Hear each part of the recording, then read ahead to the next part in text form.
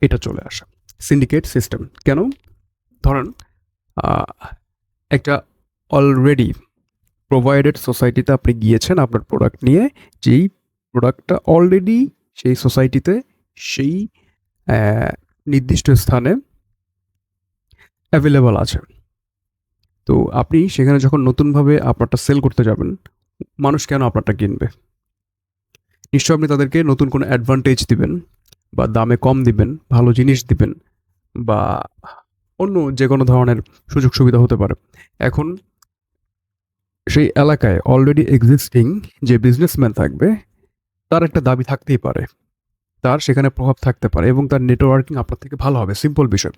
তো এর এর এর কারণে আপনাদের মধ্যে কি হতে পারে? ক্ল্যাশ হতে পারে, বিশৃঙ্খলা হইতে পারে, মারামারি হইতে পারে। আবার আরেকটা জিনিস হতে পারে, সেটা হচ্ছে গিয়ে debate, negotiation.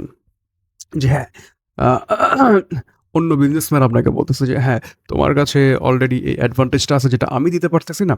So let's sit down and have a discussion."